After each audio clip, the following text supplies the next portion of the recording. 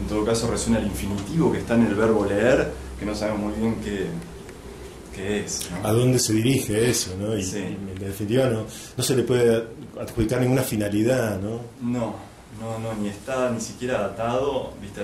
Ni mucho menos a la comprensión de texto. Y el leer a veces, ¿viste? Te lleva directo al escribir, es como una zona indiscernible leer de escribir, en un punto, sí. ¿no? Sí, muy lejos del sistema ese de la propiedad intelectual, digamos, ¿no? Sí, como pasa por otro lugar, o de ¿no? que hay un momento de lectura excluyente, de un momento de escritura, o si te diría casi de oración, ¿no? Es decir, en el sentido de que una lectura puede transformarse en oración casi sin querer, no de una manera pretenciosa, no de una manera genuflexa, sino al contrario, encontrarte que de golpe eso lo estás cantando en la cabeza, ¿no? Claro, la oración como fraseo también, sí. Y como parafraseo de los sonidos de la naturaleza incluso, ¿no? De la naturaleza por encontrar, de la naturaleza por... Es que estás escuchando una música, ¿viste? Cuando estás escuchando una música te ganas de cantar encima, un poco es eso, ¿no? Sí. Es como un karaoke feliz de origen, no un karaoke espantoso cultural. Sí, ¿no? sí, además sin grabación. Sin grabación. Sin guión. Sí.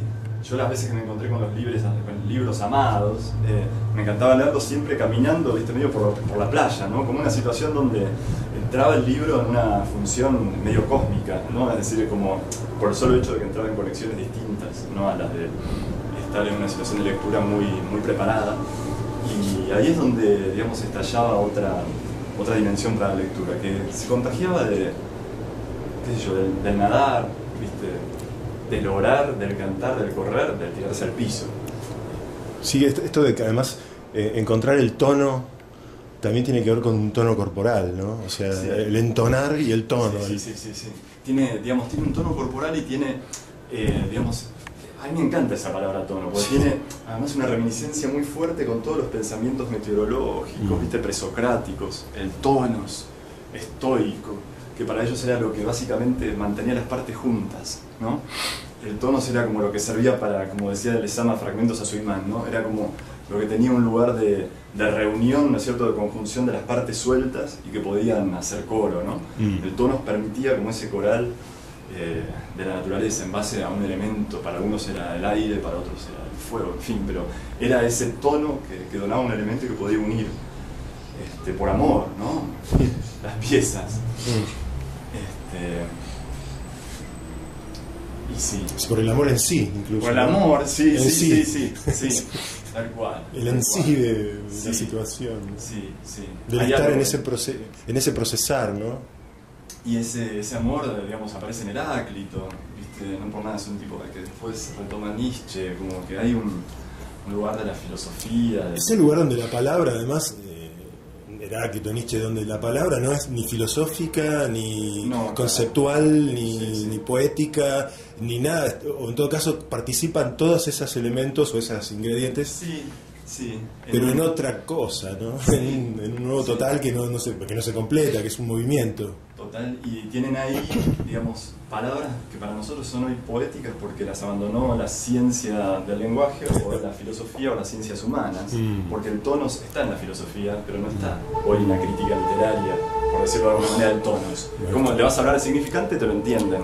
Le vas a hablar del tonos. Es que la crítica literaria es una versión muy degradada, ¿viste? Sí, ojalá fuera Oscar Wilde proponiendo la crítica literaria desde lo que él proponía como el crítico como artista, ¿no? Y ciertamente, aparte de los que inauguraron la crítica literaria son los románticos en un punto, ¿no? ¿Y dónde está esa crítica, digamos, romanticismo de la literatura? Bueno, pero es que ¿quién lee a los románticos hoy? ¿no? Es un fantasmón para justamente digamos, para el formalista. Exacto. Es un fantasmón. Es un fantasmón y además sí hay como un miedo, digamos, a ese anacronismo que trae el arte romántico, ¿no? A las imágenes anacrónicas, digamos, que salen de la época completamente, ¿no? Y hay una ignorancia enorme, porque, digamos, ¿quién inventa, digamos, toda esta cuestión de la crítica como fragmento? Schlegel.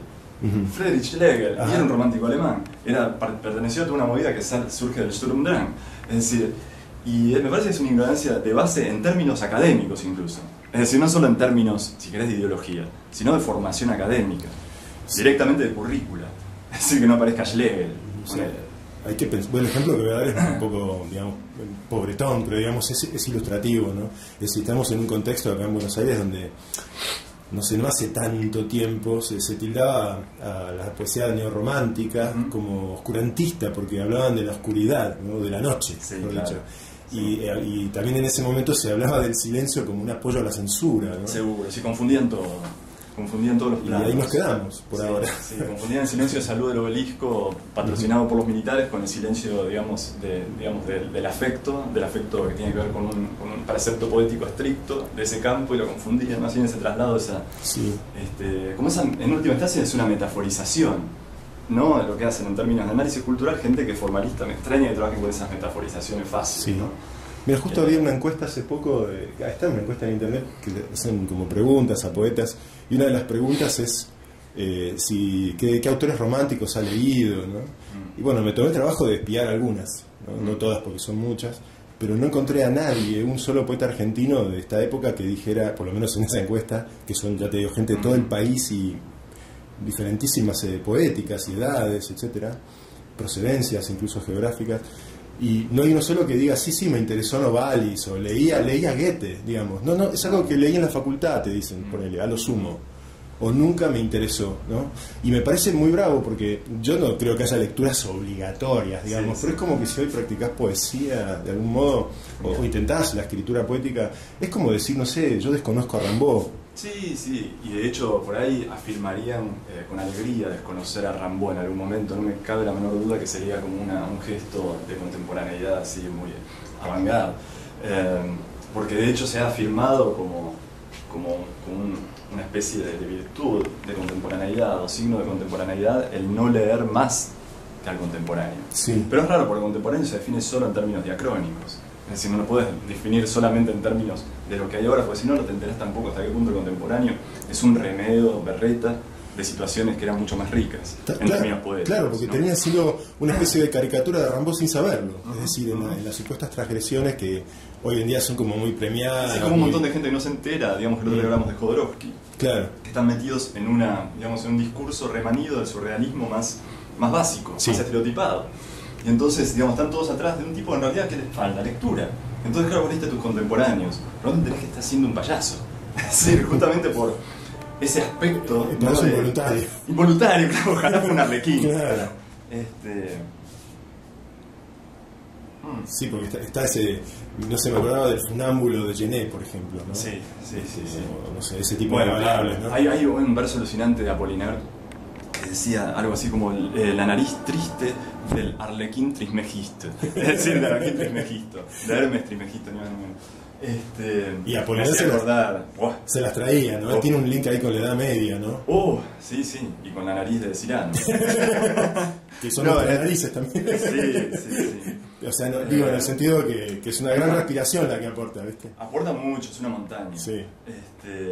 Pero ahí está Apollinaire, ¿no? Que fue como otro lugar muy importante. Ya son tipos que incluso, digamos, sin irte a Novalis o a Schlegel o a Herder, sí, o a Heine, sí, no sé, sin irte ahí, ya te diría que Apollinaire casi no se lo lee, es decir, en términos de cultura, digamos, de la juventud que nosotros formamos y digamos, en términos de lectura, con revistas, con demás, y digamos, si no por nada, digamos, esos blancos siguen siendo, esos blancos de lectura, digo, siguen siendo patrocinados, ¿viste? No son solamente blancos que deliberadamente no se leen por una cuestión de posición, ¿no? Son patrocinados directamente. Patrocinados, digo, por la creación de opinión pública, que es muy... a veces por gente que los recontra leyó, ¿no? Por los eruditos que adhieren a las posiciones de no lectura desde la erudición. Claro, ¿no? También hay un patrocinio de eso desde el erudito. Y sí, es una mecánica más perversa. Sí, es muy perverso porque, digamos, es como, bueno, la información me la guardo. Me la guardo y vos, digamos, hacés esas monadas que a mí, digamos, me divierten. Sí. Bueno, en fin.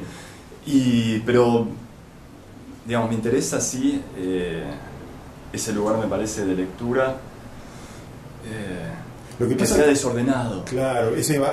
Porque si vos te desordenás, ni siquiera te preocupa si lees contemporáneo o no.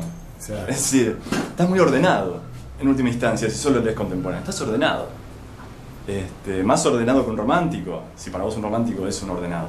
Entonces, el punto es ese: estás ordenado en términos de que solo lees este estante. Y no te desordenaste la biblioteca, no mezclaste los libros. Y eso es fundamental, es decir, por ahí que se te mezcle, que se te pase algo largo. Y me parece que de hecho se les pasa, pero hay una situación más que nada como de crear consignas de época, ¿viste? Y pequeñas situaciones así de pancarta, ¿no? Muy de militancia.